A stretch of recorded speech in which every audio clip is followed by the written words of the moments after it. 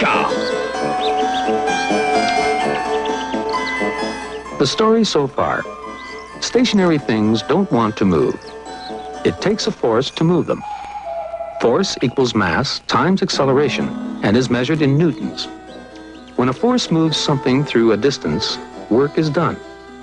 Work is measured in joules. 1 joule is the amount of work done when 1 newton of force is applied through a distance of 1 meter. And now, kinetic energy. Because of inertia or laziness, this billiard ball doesn't want to move. In fact, it would sit there all day minding its own business if another ball were not to come along and knock it into the pocket.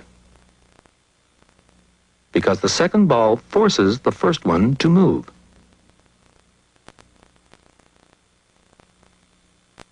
Whenever you have a force acting through a distance, you know that some work has been done. Fine. But where did this work come from? The second billiard ball, naturally. But what's so special about this ball that enables it to push the other one around? They both have the same mass, don't they?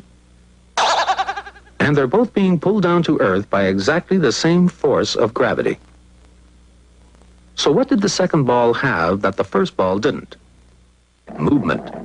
It was moving and the other one wasn't. And when you have both mass and speed, you have the ability to do work. You can use your movement to get other things to move. In a sense, you have work in you. Physicists, keen as ever on borrowing words from other languages, went this time to Greek and found that the Greek word for in is en, and that the word for work is ergon. When you put en and ergon together, you get energon, which comes out as the English word energy. And the physicists agreed to use this word to mean the ability to do work. So the moving billiard ball had energy. The origin of this energy was, of course, the billiard player, whose arm had work in it, or energy, because of its movement. This energy was transferred to the cue when the arm made the cue move, which in turn transferred the energy to the billiard ball by making it move, and hit the other ball, forcing it to move into the billiard table pocket. In each case, a number of joules of work were done.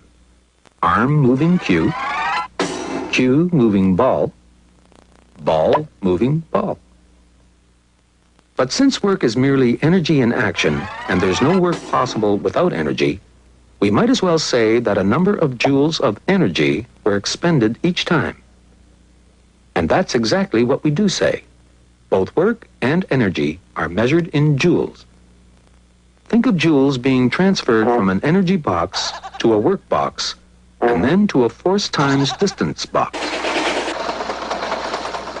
Joules of energy are spent not only by billiard players, but by hockey players and soccer players, carpenters and ditch diggers. And all the energy to do all this work is only made possible by movement. So that they wouldn't forget this, the physicists went once again to their Greek dictionaries and found that the Greek for movement is kinema, a word that film producers have also borrowed to mean moving pictures or cinema. But the physicists decided to keep the K and to call the energy of movement kinetic energy.